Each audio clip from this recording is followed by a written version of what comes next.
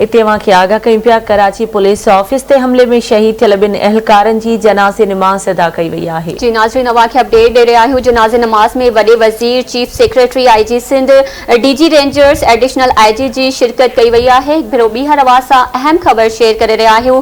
Karachi police office ते हमले में शहीद थियल ॿिनि अहलकारनि जी जनाज़े नमाज अदा कई वई आहे। जनाज़े नमाज में वॾे वज़ीर, chief secretary IG Sindh, DG rangers, additional IG जी शिरकत थी आहे।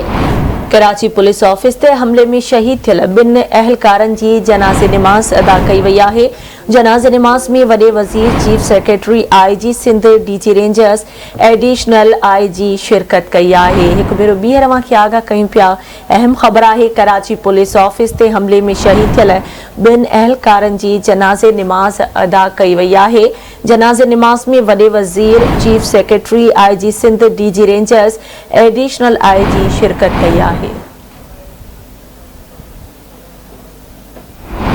कराची पुलिस ऑफिस ते हमले में शहीद थियल ॿिनि अहलकारनि जी जनाज़े नमाज अदा कई वई आहे। जनाज़े नमाज में वॾे वज़ीर, chief secretary IG Sindh, DG rangers, additional IG शिरकत कई आहे। तफ़सील मालूम कंदासीं। कराची मां आवाज़ न्यूज़ रिपोर्टर आमिर सुप्रो सां लाइन ते मौजूद आहे। जी आमिर, वधीक छा तफ़सील आहिनि, आगाह कजो।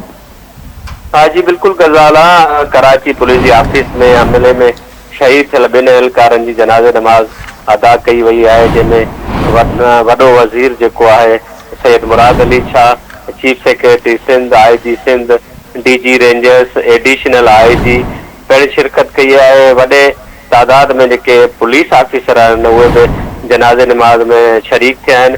पुलिस एहलकार गुलाम अब्बास ऐं सईद जी जेकी जनाज़े नमाज अदा कई वई आहे ऐं पुलिस एहलकार जेको गुलाम अब्बास आहे उनजो माण्हू लाड़काने तरफ़ रवानो कयो वियो आहे ऐं शहीद एहलकार जेको सईद आहे उन जूं आख़िरी तदबीर जेको कराची में कयो वेंदो आहे, जेको अमजद मसीह हुयो, जेको उते अमजद मसीह कमु कंदो हुयो, उनजो जेको माण्हू अबाणे ॻोठ फैसलाबाद नियो वियो आहे ऐं जेकी ही ॿिया एहलकार आहिनि उन्हनि जनाज़े नमाज अदा कई वई आहे। जी ठीकु आहे आमिर सुप्रो, तफ़सीलुनि खां आगाह करण लाइ अवां जी वॾी महिरबानी।